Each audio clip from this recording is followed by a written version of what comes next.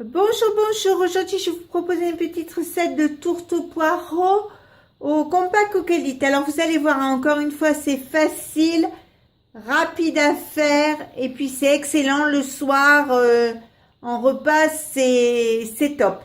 Donc je commence par préparer une pâte feuilletée. Je vous mettrai la recette en barre d'infos. Je vais couper des pommes de terre en tranches comme ceci.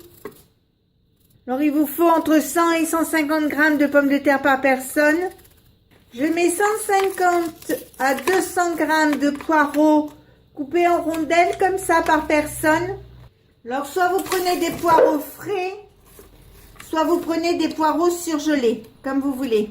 Donc je vais prendre des lardons comme ça dans une poêle et je vais les faire revenir et dorer à blanc sur le gaz. Je vais saler un petit peu, pas trop parce que les lardons sont salés. Je vais mettre 25 centilitres d'eau.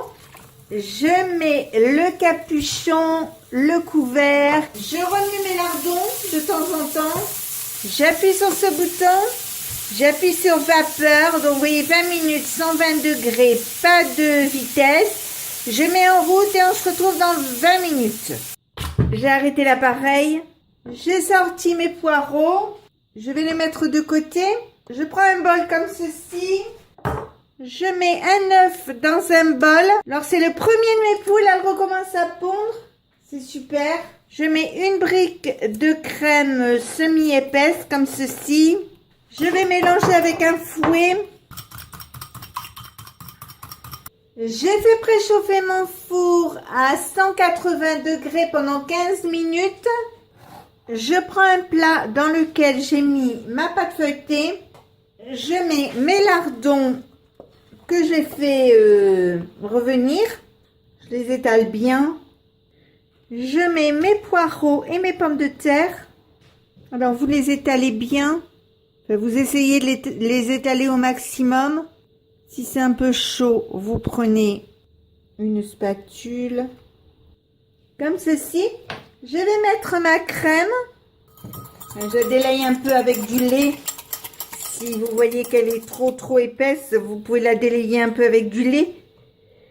En plus, ça vous donnera de la matière pour avoir une bonne couche de crème. Alors, maintenant, soit vous mettez du gruyère râpé, soit vous n'en mettez pas. Donc, moi, je ne vais pas en mettre. Mais si vous voulez du gruyère râpé, vous pouvez en mettre. Il n'y a pas de problème. Donc, je vais enfourner pour 30 minutes. Thermostat 6. Et on se retrouve après pour le résultat final. Voilà, ça y est, c'est cuit. Je l'ai sorti du four. Donc, vous voyez, on voit bien les pommes de terre, les poireaux.